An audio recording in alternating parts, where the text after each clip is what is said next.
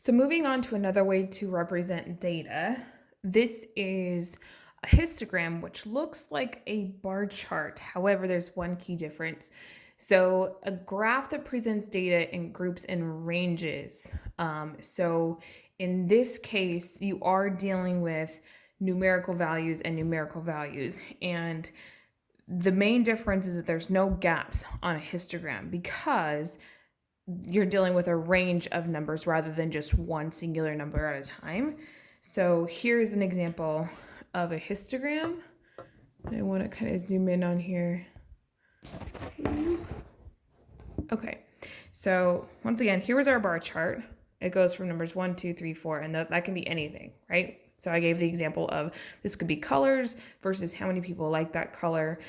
In this case, you're dealing with things like time or weight, something that's can be a continuous value.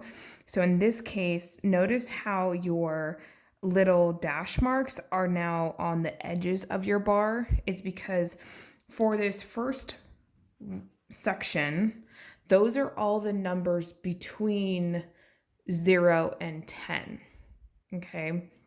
So very important that, and then usually it's included on the left and then not included on the right. So you can put any number in this little section that you want as long as it's between 0 and 10. But that's the most important thing. And then when you look at this, there should be not any gaps. If there is, for some reason, a gap, let's say this one goes up to 0 or goes down to 0, it's because there's no values in between the 10 and 20 if we were to go all the way down to 0 there.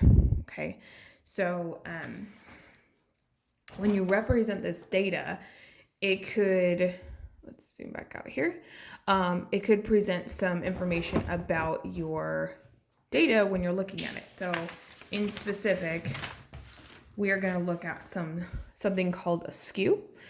A skew is when the majority of your data is located on one side of your histogram. So when you do your histogram and you notice the curve is kind of leaning more toward the higher numbers, it's called negatively skewed or going off to the a left skew, where your tail end, in other words, this end is on the left. So it's kind of backwards than what you might think.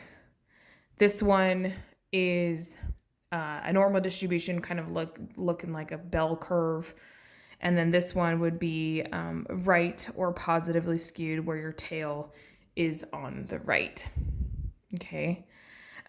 So let's go ahead and do our next example.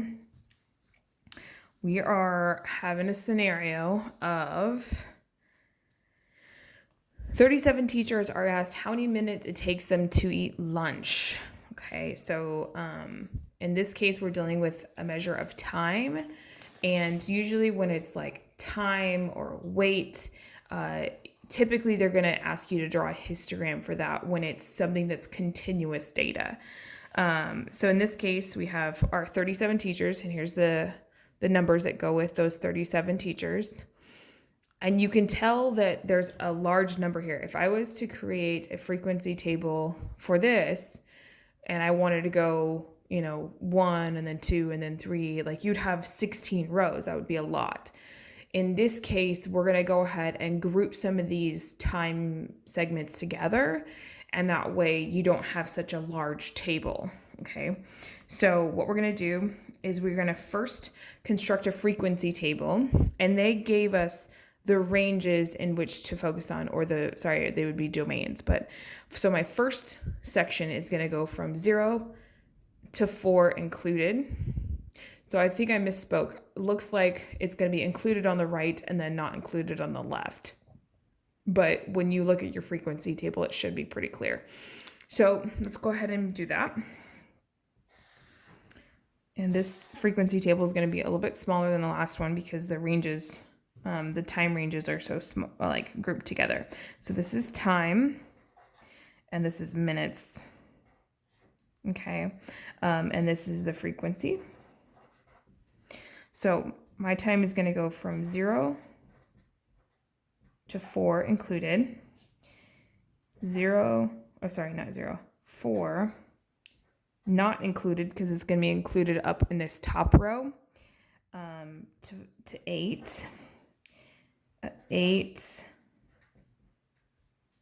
My next one would be 12, and then 12 not included to end at 16. So we're going to have 4 bars on our histogram and 4 rows in our frequency table. So now I can just focus on clustering this data up here together. So here's our first chunk. There we go. So that would be how many values? 1, 2, 3, 4, 5, 6, 7, 8. There are 8 values from 0 not included to 4 included. Okay. And then I'm going to go 4 to 8. So that's this chunk.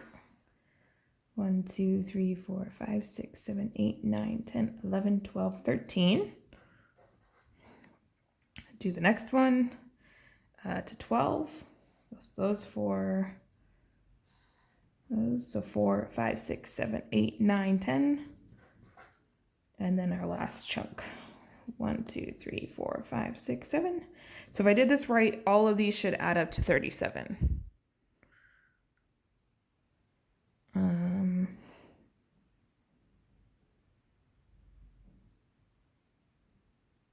I don't know why I'm getting 38. Maybe I added an extra number.